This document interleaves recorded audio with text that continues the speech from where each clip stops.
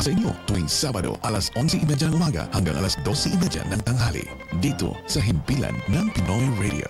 Layunin ng programang ito na makapagbigay ng kasiyahan at makapagdulot ng kaalaman, hatid ng paliwanagan at pagbatikos sa mga isyu at problemang tumarating sa ating pang-araw-araw na buhay dito sa Canada. Kapayapaan, katotohanan at kalutasan ng mga suliranin ang aming hangad na ibigay sa inyo. At ngayon, ikinagagalak ng Pinoy Radio na ihatid sa inyo ang Talakayan. Radyo Pilipino, ang Talakayan. Nakikinig po kayo sa Talakayan, ang tinig ng Pilipino sa Toronto. PinoyRadio.com. Kumusta kabayan? Ito si Rafael Nevers, General Manager ng Action Honda. Para makatipid, mapabilis, pagbili ng Honda sakyan, kami laging may paraan.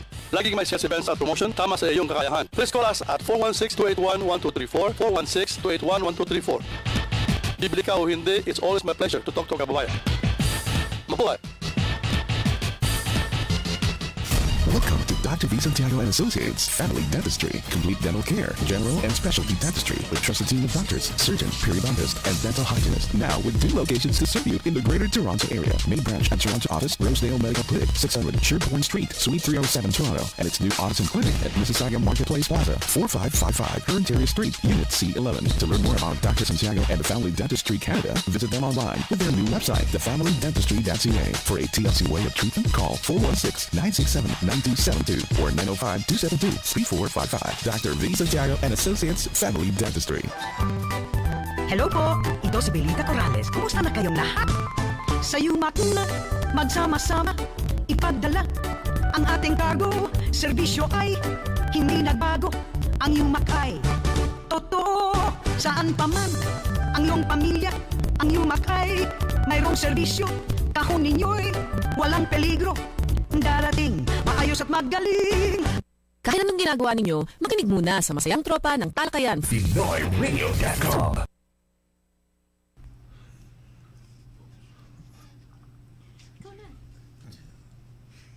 Okay, ako po si Jessica Brias na bumabati ng isang magandang umaga at malamig. Napakalamig po sa labas. Sa mga nakikinig sa amin sa kasalukuyan, huwag bibitiw. Mananatiling nakatutok sa Talakayan Radyo Pilipino. Ako naman ho, si May Cabrias, Admin Coordinator na bumabati ng totoo ho. Napakaginaw sa labas. Nako, magbalot ho kayo bago kayo lalabas. Magandang umaga ho sa inyong lahat. Bobby. Ito naman po si Bobby at ako ng IT Coordinator ng Talakayan na bumabati ng magandang umaga. Malamig nga dito pero sa Pilipinas ata mainit pa rin. Magandang umaga po sa inyong lahat at magandang gabi naman ho sa nasa Pilipinas. Reklamo kayo na reklamo na malamig. Ba't kayo pumunta rito? Mainit nung pumunta ako eh. O di kayo magbalot. Ang dami niyong reklamo. Saan ba tayo lulugar niyan? Ikaw, Joe, magbabati ka yata ng magandang umaga. Hindi na lang daw siya babate kasi hindi siya makikita sa camera eh. Dito ka banda. Pero mo, nanggaling pa yan sa Mississauga. Si Kanjo ngayon. Si Regional Commander yan. Regional Commander ng Knights of Rizal yan eh. Ayan, sa ating mga tagapakinig, sa labas saka sa loob. Malamig nga, pero dito sa loob, mainit ang aming tinatalakan dito. Okay. And this is Tony San Juan, your political commentator, saying again, welcome and good morning, good afternoon, and good evening throughout the world. Sigurista, no? Mabuti na yung lahat at hindi natin alam mga oras sa Kalakan, Toronto at saka Kalakang, Maynila. Nagpapasalamat ang Palagi ka nasa Rebesiya eh. Sa aming mga kaibigan at katoto sa inyong pakikinig sa aming palatuntunan. Naway manatiling ang inyong pagtitiwala at pagtaguyod. Nangangako po kami na pagbubutin ang pagdulot ng kaalaman at kasiyahan sa inyo. Yan, mga kaibigan, tayo po ay nandito na sa portion na pakikilala ng ating tatay na si Katone San Juan. Bakit naman tatay? Lolo na nga ako eh. Kakatayin kita mamaya. It's really a pleasure to be introducing our special guest today, together with his lovely wife, and I'd like to read the resume that he gave me today, and I would say that He's a doctor of medicine and he graduated the University of the Philippines College of Medicine. He has diploma in psychiatry, University of Ottawa. Joe, makinig ka ng gusto. Fellow of the Royal College of Physicians and Surgeons of Canada, diplomate of the American Board of Psychiatry and Neurology. He is also diplomate of the American Board of Disability Analysts. Currently, he is also a lecturer at the University of Toronto School of Medicine, Department of Psychiatry. Lahat ito psychiatry. At he is also a courtesy consultant psychiatrist at Trillium Health Partners in Mississauga. So he's also from Mississauga, just like si Joe Damasco. He has an active practice in general psychiatry. That means he's welcoming new guests, new patients. Also, his office and his home life are well managed by his wife, Miguelita Mike Beret. Is that Mike or Mickey? Mike Beret, a registered nurse, and together they passionately do ballroom dancing. So mga ballroom dancers ito ang ating bisita ngayong araw na to. Ang ibig ko lang sabihin his office and his home life are well managed by his wife. Ba't kaya? Laging babae ang nagmamanage ng lahat. Man-to-man guarding yan, pati. He continues Makulit. He continues to give lectures and supervises University of Toronto medical students who rotate in psychiatry at the Trillium Health Partners. And he volunteers his time and gives talks in the community, like what we'll be doing now, nursing homes and churches on overcoming the stigma of mental illness and Alzheimer's dementia. It's a pleasure and an honor to be welcoming the husband and wife, and of course our special guest, Marcel J. Beret, Doctor of Medicine and Doctor of Psychiatry. Welcome, Dr. Beret. Maraming salamat sa inyo lahat. I'm just very honored and I'm happy to be here. Ikaw naman, marunong mag-Tagalog yan. Doktor na yan. Kayo dyan, puro kayo doktora. Okay, masyado magsasalita. Psychoanalyst na tayo lahat dito.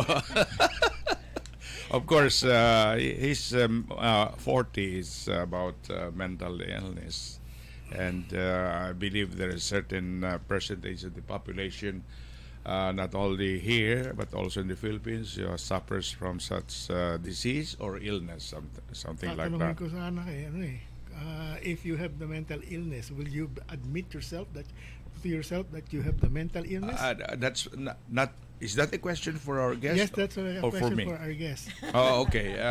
Perhaps our guest, Dr. Roy, would like to, shall we say, explain to us, if you don't mind, what is exactly mental illness? It covers dementia, Alzheimer's, everything. Yeah, I have been volunteering my time to do presentations on overcoming the stigma of mental illness. And every now and then, especially sa Filipino community, ang ating malaking resistance is yung denial, na we can appreciate na yung ating minamahal sa buhay is not himself or herself. There's something seemingly strange with him or with her, pero we cannot seem to sort of put him in a category. What's really wrong with him or her? Na kuminsan, we talk about onion symptoms, na kapag nag-slice ka ng onion, you cry, so which means the person is the one suffering. Yung iba naman have garlic symptoms, which means the patient doesn't have any idea or any insight that there's something wrong with him. Pero pagka if you take garlic, yung nasa paligid mo mga nagko-complain, ang baho naman ng hininga mo. So, people around this person are the ones who complain, bakit laging galit siya? Bakit parang withdrawn siya? There's something seemingly wrong with him. And yet the person himself cannot seemingly sort of appreciate that there's something wrong with him or her. So, yes. Yeah. Ang gandang example yun first time kong nadinig yun, which is very right. Tamang-tama yung sinabi mo. Oo, maganda yun. Based on experience? Ayan, based on experience. Oo. Pero alam mo, ngayon, hindi na, it's not very apparent kahit okay, I'll give you an example. Yung latest news na sa Shoppers Drug Mart, nobody even knew na kung makikita mo siya, she's just a normal person, di ba? Pero who would ever think na at that particular moment na iisipin na lang niya to stab that other girl? Yun ang nakakatakot eh, hindi ba? Kasi hindi mabuti yung ibang sakit talagang very obvious, makikita mo na may sakit, pero yung mga ganyan, yun ang nakakatakot. So how can you even anticipate na something like that would happen? That's so difficult to predict, May. Alam mo, in fact, yung iba mga pasyente na nakakita namin, I really had to fish out, I really had to elicit from them mga symptoms. No? Tapos kapag sasabihin mo na, are there times when you hear voices when there's nobody around you? Tapos kapag sabihin nila, yes. And then, but at the same time, there are many people who will say that they hear voices. Pero you have to ask questions na to convince yourself that this person is really hallucinating. You know? Kapag sabi mo, are the voices coming from inside your head or outside your head? Kapag sabi ng tao, it's coming from inside my head, that's one thing na parang it's not a real hallucination. Pero kapag sinabi niya, the voice seems to come from outside my head, then it's a red flag, it might be a real hallucination. Tapos kapag sabihin mo na, when you're aware that that you're hearing a voice and there's nobody around you, what happens to the voice? Kapag sabihin nila gano'n na, nandun pa rin ang boses. It persists despite insight. Again, that's a red flag na it's a real hallucination. Now, and then we would ask people, do you feel like there's some kind of a conspiracy against you? Do you feel like your thoughts are being broadcast? Na meron kang iniisip and then it's being broadcast all over the place. And kapag if the person in fact is suffering from these symptoms, parang matatakot ang pasyente. Bakit? How come? Parang nababasa ko yung utak niya. But it's just a cluster of symptoms na almost pathognomonic ng schizophrenia. You know, and nobody would have asked this person this kind of questions before. Lalo pagka nag-hallucinate. You ask the person, what is the voice or what are the voices telling you? Kung minsan sabihin nila gano'n, the voices is saying, he's a slob or he's foul smelling. You have to ask, is the voice or are the voices commanding you to do things? Kasi kung minsan sabihin, sinasabi ng boses na kill the person next to you. And the person struggles kasi bakit ko papatayin naman to? You know, wala namang kasalanan sa akin to. But yet the voice is telling the person who is suffering, patayin mo yung tao sa nasa right mo, gano'n. Nakakatakot talaga. Oo. Yun ang nakakatakot kasi hindi lang itong first time, hindi ba? Meron ding nabehead noon, I remember a long time ago. Yun ang yun ang nakakatakot eh. Kaya I think paano mo self-analyze na there's really something wrong with you? Tama yung sinabi mo na you will never, it's denial, di ba? You will never admit na there's something wrong with you. Pero lately, meron nang ngayong mga sa radio na mental illness is very common nowadays, di ba? Parang they open up now. Pero hindi pa rin lahat ng tao eh, di ba? Paano mo mai-encourage na to have it addressed, to go to somebody? Yeah, it's important that people talk about it. People talk about it at saka it's telling yung kaibigan mo o kaya yung mahal mo sa buhay na what you're going through is treatable. Which means you can control the symptoms, although mental illness in many cases don't really go away, but you can get them better, you can get them into remission. How exactly do you classify types of mental illnesses or something? Is there such a classification? Because you have perhaps mental illness in terms of a child, in terms of an adult or something, or in terms of criminals, or how does it work there? We look at we just briefly or we arbitrarily classify mental illnesses in terms of a thinking disorder. So ang pasyente psychotic siya, has delusions, has hallucinations. That's one thing. Tapos sa mga psychotic disorders, merong schizophrenia, merong schizophreniform, merong schizoaffective disorder, and so on and so on. At the same time, merong isang category naman ng mga mood disorders, yung mga emotional, yung mga feeling disorders, gaya ng mga bipolar illnesses, manic sila, or they can be depressed. At the same time, may isang category naman na major depressive disorder. So these are the mood disorders. Tapos meron mga anxiety disorders. Yung mga may simple phobia, yung iba may mga panic attacks, yung iba may post-traumatic stress disorder, yung iba worrying excessively for no reason, sila yung mga may generalized anxiety disorder, or social anxiety disorder. You feel uncomfortable sa group kasi you feel na you are being evaluated, thus you feel there's something wrong with you. So these are the social anxiety disorders. And then there are the cognitive disorders, yung mga dementias and so on and so on. So it's a wide spectrum of disorders. So, following up my question, I would like to prevent, shall we say, or the prolongation, if that is the word, of mental illnesses. Would a prospective patient should come to you, or something of a referral, or how does the system works in terms of treatment or prevention or something?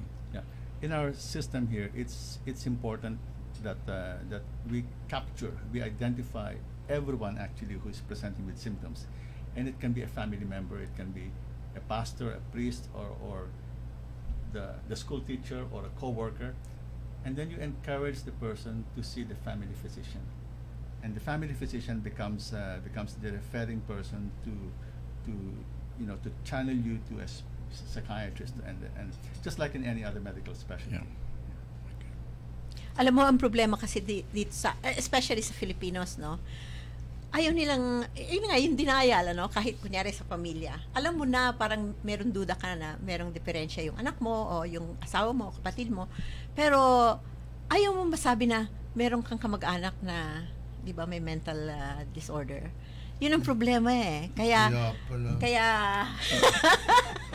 pala, no? Malapit Tuloy mo. i-refer. Itong producer natin eh. Kasi ko sinasabi sa kanya, tripolar na ako. Meron bang ganon? North, south, east, wala yung west.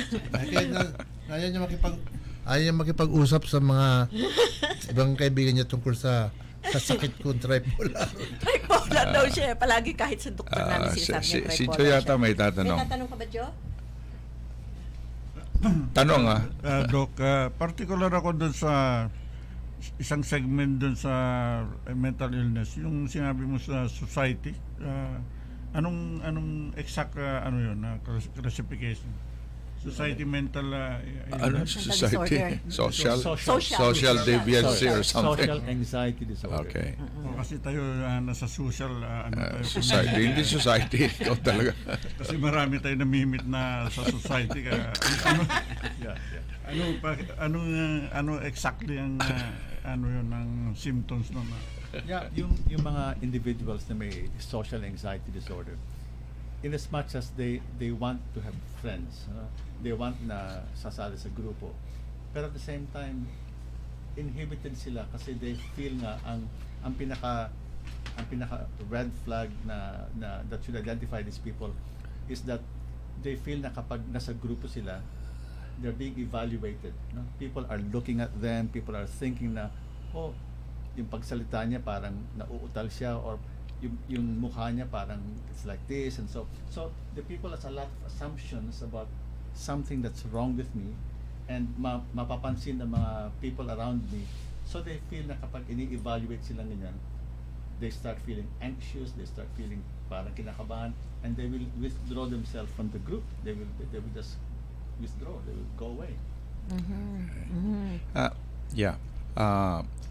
May bago tayong national law about one causes perhaps of mental illness, and that's the use of cannabis, or sa ating lingwahe marijuana or Mary Jane.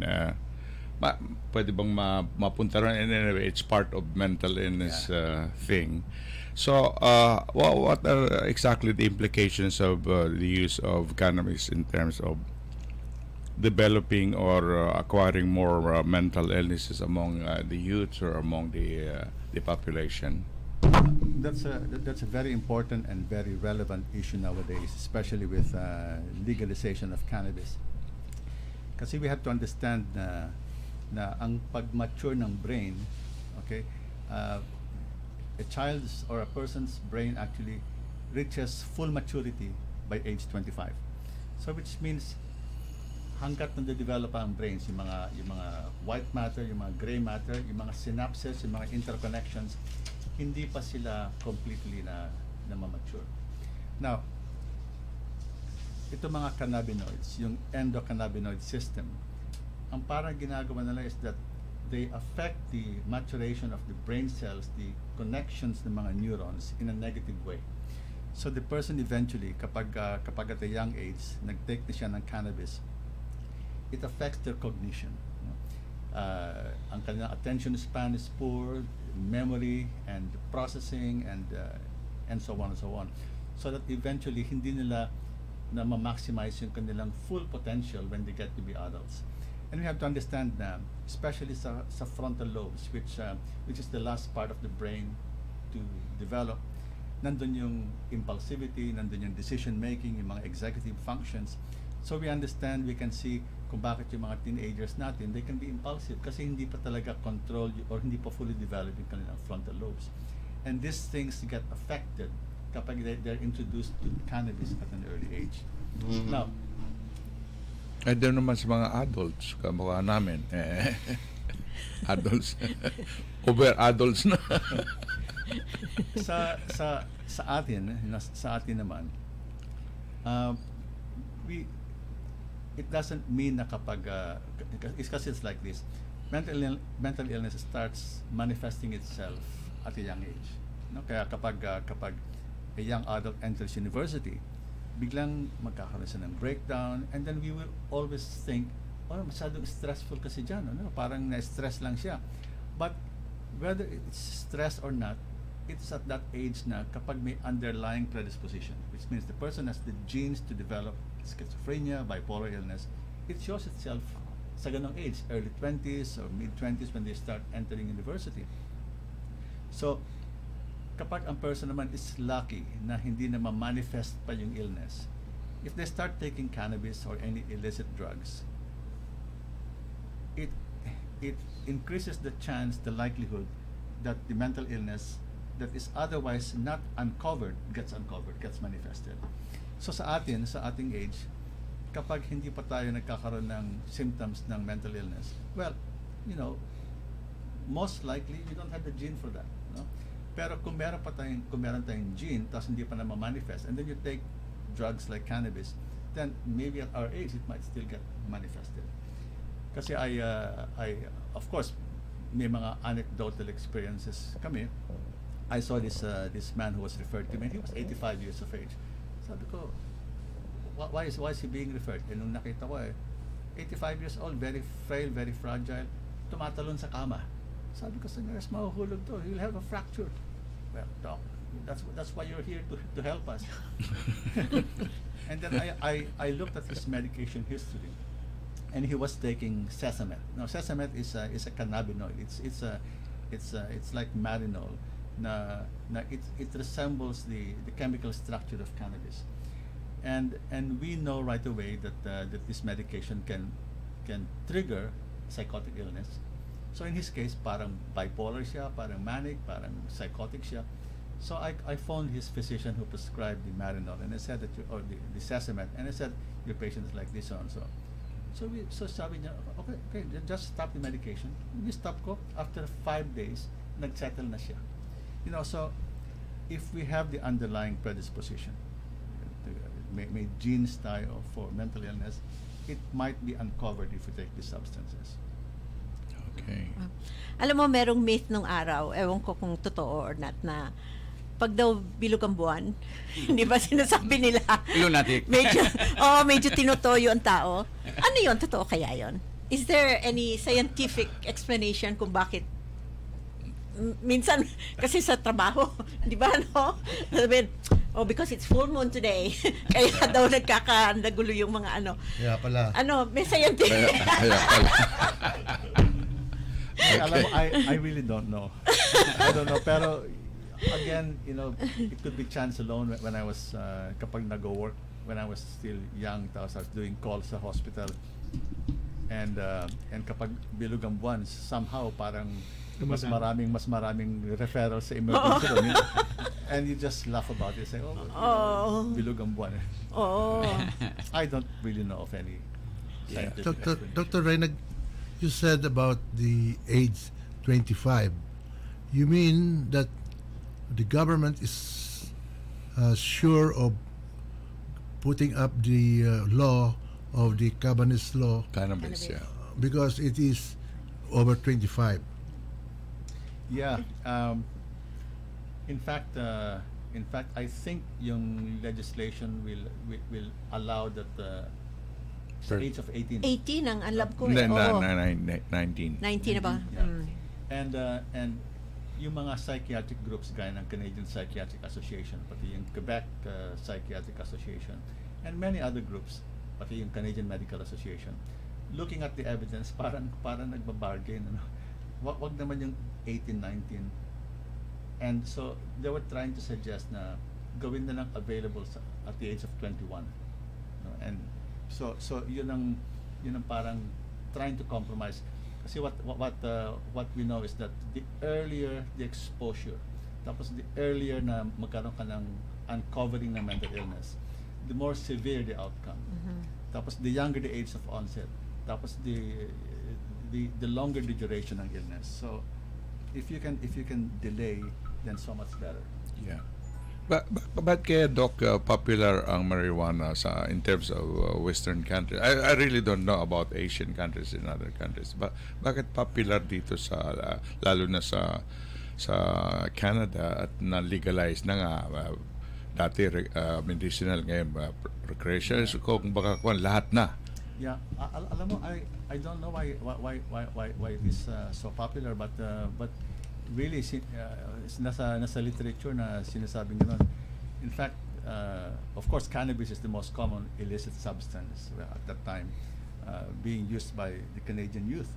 Tapos we also know that Canadians are or the use of cannabis is highest among Canadians in developed countries, so I don't know why. And whether it's because it's available, I don't know, Tony. So given that mas dadami ngayon ng pasyente mo, biro lang. Hindi na makaka-retire. Alam mo, yun ang nagkaroon ng survey sa mga Quebec psychiatrists. Okay. And about 72%, up to 78% believe that ang prevalence ng mental illness will increase. About that same number believe that we will be seeing more difficult cases to treat because they are aggravated by the use of cannabis. But at the same time, and people are saying that kapag ganun na legalize, it will be made more available. Yet at the same time, there are groups gaya ng CAMH, yung Center for Addiction and Mental Health, that are pointing to other places gaya na sa Colorado, sa Washington, and elsewhere, na sinasabing gano'n na in fact kapag criminalized or non-legalized ang marijuana, in fact ang usage is more rampant.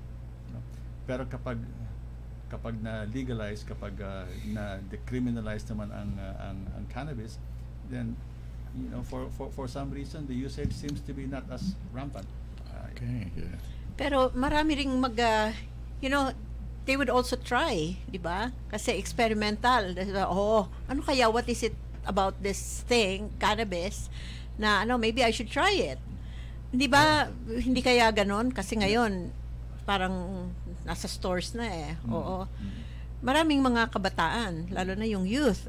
Yung mga yan katulad ng mga bata tayo, yung sinusubukan ng sigarilyo, di ba? Kasi yung makita nila yung peer pressure pati.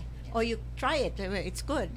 Kaya hindi kaya naaapektuhan ang mental disposition ng mga bata? Yeah. In fact, if I understand, yun ang naging experience nila sa Washington, no? Na especially sa mga youth, parang yung harmful effects ng cannabis was being trivialized mula nung na-legalize yung use ng cannabis. No? So, Yun ang ano. Okay. Patalastas mo na. Hanap buhay muna po. Okay.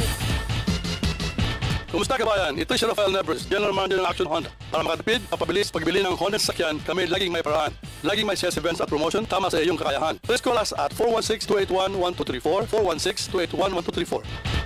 Bibili ka o hindi, it's always my pleasure to talk to kabayan. Mabuhay!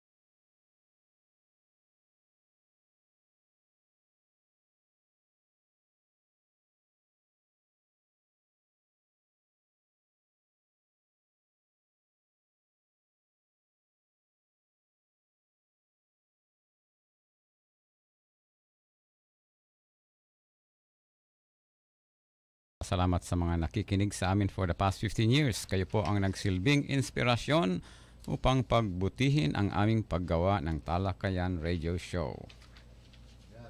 Other question? Ako meron pa ako isang question.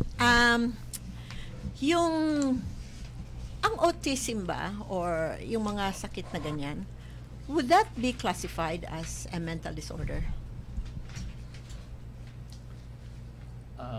Merong if you will look at yung manual of yung diagnostic and statistical manual sa psychiatry, it's classified under yung mga autistic spectrum disorders, you know.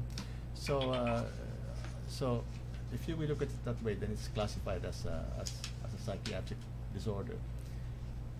Yeah, so the answer is yes. Okay. Yeah. Pero different degrees ang autism kaya hindi ko maano kung kasi meron namang slight autism, merong ano no. Kaya yun ang question ko Dahil ang dami na ngayon, hindi ko maintindihan kung bakit marami na I've come across a lot of kids or even adults now with autism, and hindi ito common earlier on Bakit all of a sudden ngayon parang nag-mushroom? Marami ng hindi ba? Very common na ngayon ang autism Yeah. We were talking earlier about kahit sa Pilipinas, you know how prevalent is our mental disorders and how severe. I think it's more that we're being aware.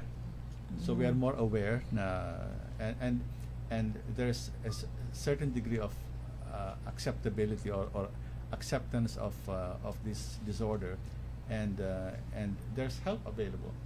So I mean from healthcare professionals, practitioners, being aware ng mga different psychiatric diagnoses, anywhere from autistic disorders to schizophrenia to bipolar to depression, anxiety. So it's just because of the heightened awareness. And kahit sa Pilipinas, I remember nung medical student ako, we only had 2 weeks of psychiatry. And anong time na yun, we were just dealing with older medications. Tapos ang rotation namin sa PGH was just nakikipag-ping-pong ka lang sa mga pasyente. But now there's a renaissance of medications, and that just makes everyone, kahit yung mga medical students, more aware. So it's not that mental illness is getting more prevalent. It's just that there's more awareness and they're more easily being diagnosed nowadays. Yeah. Alam mo, nung bata ako I always wanted to be a psychiatrist kasi nag-volunteer ako. When I was in high school, nag-volunteer ako sa Veterans Hospital. And doon ako inassign sa psychiatric ward. Pero most of them naman, yung mga war veterans ba na natamaan ng bala or something, so nagkaroon ng mental disorder after that. Pero parang intrigued ako sa yung what goes into their mind. Ang isa ko palang question, kunyari, a normal person, let's say a normal person, but because of a very stressful life or may tendency ba yon na pagkaroon ng mental disorder in later life? Or is that genetic also? Siguro meron yung genes na somewhere na The good thing about us, about humans, is that meron tayong mga protective factors. Okay, so merong protective factors at saka may predisposing factors tayo. Which means, kung predisposed tayo na may family history tayo ng mental illness, then whether may stressful event or wala, if the illness will decide to manifest itself, it will manifest itself. On the other hand, kapag wala ka namang genetic vulnerability or wala kang traumatic event during your early childhood, mga adverse events, kahit magkaroon ka ng one stress after another, it doesn't necessarily mean na magkakaroon ka ng psychiatric illness. Kasi meron tayong protective factors. Meron tayong resilience, meron tayong coping mechanisms. So, there are some patients na nirefer sa amin ng family physician or other healthcare practitioners, and as a psychiatrist, I had to sort of look at certain, when you're doing your assessment, and some of these people, I tell them that wala silang psychiatric illness, or there's no basis for me to say na meron silang psychiatric illness. I can appreciate the magnitude of their stresses, but it doesn't necessarily mean na meron silang psychiatric illness. And they feel very reassured na kapag gano'n na, and then, we can encourage them. You might want to speak with someone you trust, your partner mo, or your pastor, or a psychotherapist or a psychologist, but you don't really need me, you don't need medications kasi there's nothing for me to treat. And they feel good about that. Going back to the what's happening in the Philippines now, the breaking news now that the proposal to conduct mandatory drug testing on students in grades 4 to 12 is now being proposed, and it might come into effect probably this coming school year from grades 4 to grade 10. That's mandatory testing of students perhaps using or not using drugs, and then the Filipino people, 50% of which agree and support this proposal. And also, according to the Social Welfare Weather Station survey, that the public satisfaction with government campaign against illegal drugs dipped to a double digit. Dati 89%, ngayon 78% na lang ang confidence rating sa administration tungkol sa campaign sa illegal drugs. So this is quite related to what we are discussing today. And if I may continue, the Philippines-China agreement set to sign 175 billion pesos of Philippine National Railway project that is connecting the South Railway between Manila and Bicol. There are about 639 kilometers to be constructed and developed within a 3-year span. So, ang magiging stop ngayon ay, sabi nga nila, Manila hanggang Matnog via Los Baños, Batangas City, Lucena, Ginubatan, Legazpi at Sorsogon City hanggang Matnog. So malaking kwan ito, development sa ating infrastructure sa Pilipinas, makakatulong ng economic boom sa Southern Tagalog and Bicol region. Babalik tayo kay Dr. Bere ngayon. Akala ko yung train sabi. Nagulat ako doon so ngayon, sabi ko nga, ano bang matagal na ba talaga ang cannabis, ang Mary Jane? Of course, maliit pa ako, narinig ko ng Mary Jane. Ang tawag kasi sa atin Mary Jane, pero dito hindi nila alam ang sinasabi nating Mary Jane Bakit hindi ka Mary Jane? Why Mary Jane? Because Mary, Maria, Juana, Jane sa English. Ano ba yun? Pareho ba yun? Is it the same? Yeah, in cannabis and marijuana? Marijuana. Oh, why didn't they just call it marijuana then? Bakit may cannabis pa? Ngayon ko lang na ano yung cannabis Hindi, cannabis plant kasi yun Oh, the plant itself is cannabis. That's the scientific name. okay. I see. So, saka may dalawang klaseng paggamit niyan, yung recreational at tumayo na si Joe. Meron medicinal. May tatanong. Bilis mo. Doc, yung cannabis, somehow yung nagiging ano na yan naniniwala ko na nagiging medical yun to admit it na nakagamit na rin ako niyan. Pero yung sa Pilipinas, huli kita. Sa Pilipinas, hindi noon araw yun. Sa Pilipinas, very rampant yung paggamit ng shabu. So, yung shabu is more damaging than the cannabis. Anong exactly ang difference Doc doon sa shabu sa cannabis? Yeah. Mahirap na tanong ano. Yeah. I never really found out kung ano yung shabu na yan. It seems that it's very specific sa Filipino community. Meth, something like that. Yeah, it's likely it's methamphetamines. Yeah. You know? Na itong mga kahit yung mga pasyente na who take crystal meth and palagay ko yan ang shabu sa atin. Yeah, that's right. They present sa hospital emergencies na psychotic sila.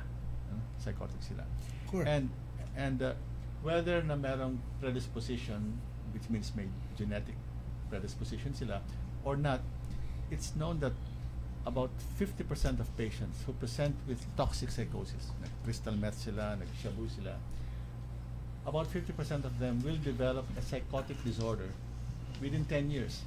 No? So, and these are some of the things that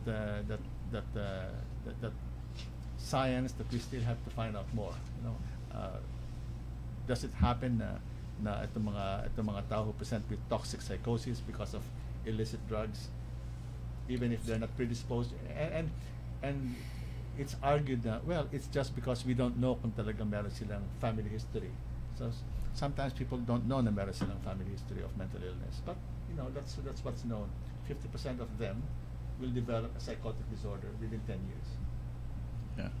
Mike, as a registered nurse, how do you look at this cannabis legalization law? Can we have your take on this? I really don't believe itong mga legalization na to, and I feel sad for our youth kasi parang it encourages the youth to have access to these drugs, and as a mother, yes, it's a big worry on my part because once your kids go to school, even high school, they're exposed to this kind of stuff, especially when they go to university, like an hour away from home. You don't know what's going on. The peer pressure is so much, and they do adjust at the university, and it's one of the factors I think that push them or encourage them to to do it because of the peer pressure. If your friends are doing it, well, I guess I can do it. So it's more worry for us, for the parents. So I don't know. So it's just a waiting game right now Yeah. because we don't know what will happen 2 or 5 years down the road kung itong legalization is advantageous or not. Tony, ang kailangang mangyari, matalo si Trudeau. Para alisin yung kung ano yan sa loan niya by next. So, politika na kamo yun. Politika na yun. Hindi, ganun din. That's it. It has to be removed. Ganun ba yun? Okay, so, baka may tatanong si Nelson. Dahil may experience na rin ito sa, hindi ko sinasabi sa drugs, ha? Kay Maria. No, I was just wondering, apparently in the workforce, a lot of people are getting stressed out, right? They use the reason that, oh, I can't work because I'm stressed, right? What do you say about this? Because they go to their family doctor, probably the family doctor supports them, but what I see, right, what I see with the health providers is that if you're not under medication, you're not approved. That's one other issue, yung disability and absenteeism, presenteeism, and how many of our patients, we would think, oh, siguro talagang stress sila sa trabaho and so on and so on, ayaw magtrabaho, and we would think na some of them are malingering, but I mean, I cannot say that these things are happening, but those patients whom we are dealing with na halimbawa nagkaroon ng breakdown sa trabaho and when they start getting better but they're going back to a very toxic environment, kapag sumusulat ako sa insurance company, I strongly recommend that some of these issues will have to be addressed, and of course ayaw ng employer na ganyan, and I mean, let's face it, our jobs and hindi lang sa atin kundi they can be very stressful, and we would rather not go there, and so kapag nagkaroon ng breakdown na ganyan, and this thing about yung sinasabing presenteeism, the person is there physically but because of cognitive difficulties. Now, mental illness kills brain cells, so the longer that the person is suffering from psychiatric symptoms, from a psychiatric illness, tapos hindi pa nagagamot, you lose brain cells. And we know that the psychiatric medications that we prescribe, antidepressants, antipsychotics, lithium, even shock treatment, they are neuroprotective. They bring back some of those dead brain cells back to life. Pero pagka matagal na may symptoms ng pasyente, if the person has been suffering from an illness for about, say, 6 months, ang rate of recovery is down to 54%. Kapag the person is suffering from psychiatric symptoms for about 2 years, the rate of recovery drops down to 16%. Kapag 5 years, 1%. So, kahit anong gawin mo na, the person is not the same anymore. So, kapag bumalik sa trabaho, talagang hindi na sila makapag-function. Not normal anymore. And there are all these issues about accommodation, and it becomes an issue between the patient, employee, and the employer. Does it say this particular thing is not treated, right? Can this lead to dementia? That's we know that gaya ng sinabi ko kanina na mental illness is neurotoxic. It kills brain cells. It's been suggested that, for example, patients with depression who are not treated or who suffer from ongoing symptoms, it becomes a risk factor to develop dementia later on. So, and there are many kinds of dementias. It's not just Alzheimer's, but there are many other dementias. So kahit na bipolar illness, schizophrenia, they might have some cognitive difficulties, but not necessarily dementia. Siguro kailangan magkaroon ng part 2 tayo, part 3 Okay, let's go to Victoria Santiago. Welcome to Dr. V. Santiago and Associates Family Dentistry. Complete dental care, general and specialty dentistry with trusted team of doctors, surgeon, periodontists, and dental hygienists. Now with 2 locations to serve you in the Greater Toronto area. Main branch at Toronto office, Rosedale Medical Clinic, 600 Sherbourne Street, Suite 307, Toronto, and its new office and clinic at Mississauga Marketplace Plaza, 4555 Ontario Street, Unit C11. To learn more about Dr. Santiago and the Family Dentistry Canada, visit them online with their new website, thefamilydentistry.ca. For a TLC way of treatment, call 416-967-9272 or 905-272-3455. Dr. V. Santiago and Associates Family Dentistry.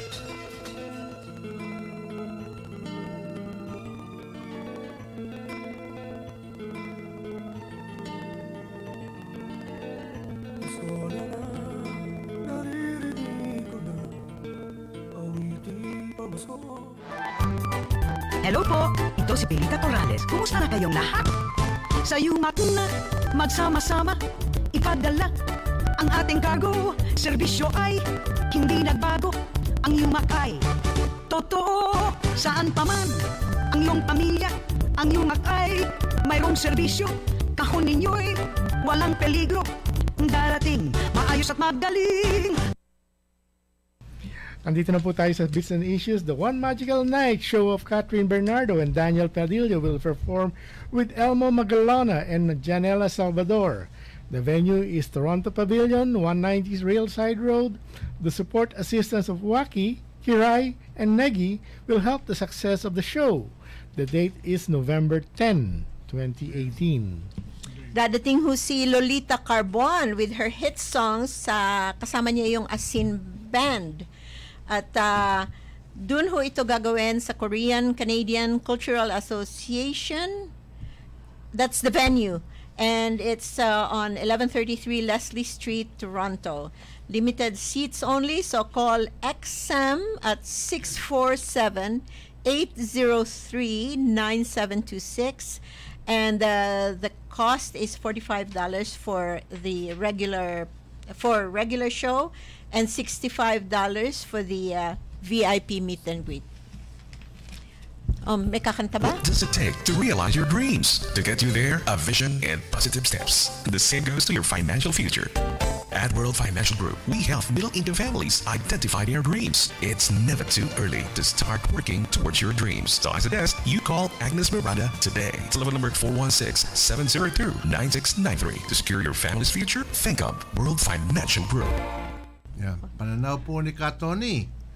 11 kwento ko na. Nasa tail end na tayo ngayon. Kaya, nasa tail end na tayo. Kaya kung gusto nyo, sige. Kaya magpasa tayo ng script. 20 seconds.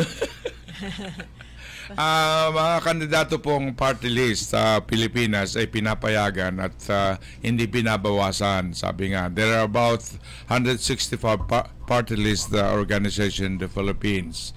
At yun ay kukunin lamang 2% of the total number of seats in Congress. So kung 2%, that will be electing at least 59 members of party list. Pero marami nagko-question na yung mayayaman at saka may pera, ika nga, ay sumasali sa party list. Ang party list po ay para lamang sa mga fringe candidates na mahihirap, mga teachers, mga manggagawa, mga ganon, maliliit na negosyante, pero pumapasok ng politika ron.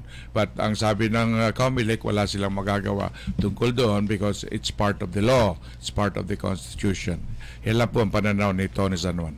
Alam mo, palagay ko dapat si Dr. Viray pumunta sa Pilipinas eh. Marami siya magiging pasyente dun sa mga politiko. Okay, at dito na lang. Tatanong ko kaya lang wala na tayo. Siguro sa part 2, part 3. If you don't mind, Dr. Bere and Mike, would you mind if we're gonna invite you next year or something? Any free time that you can come. Okay, thank you. Any opportunity to talk about mental illness. Of course. Okay. Close and dear to my heart. Tatanong ko nga sana. Pero sa susunod na lang yun. Can you say your goodbye now? Your final statement, please. Yeah. Sa mga kababayan natin, I would strongly encourage everyone to look at the person next to you, yung members ng family mo, and then if you feel like the person is not himself or herself, kausapin nyo and just tell them na why don't we go for a consultation. Yeah. Salamat. Thank you very much. Ayan. Yan. So, maalam ng ating pinakamagaling na talakayan commentator, si Mr. San Juan. Kami po ay nagpapasalamat on behalf of Talakayan Radio for having with us today a really distinguished psychiatrist, Dr. Marcel Beret, and of course his lovely wife, Mike, or Miguelita ba? And thank you for sharing with us your take on about the cannabis law. And thank you very much for your insight, wisdom, and professional advice to us, Dr. Beret. And we hope to see you sometime next year. You're welcome. Sure. All right. Salamat po. Ako naman, magpapaalam na rin.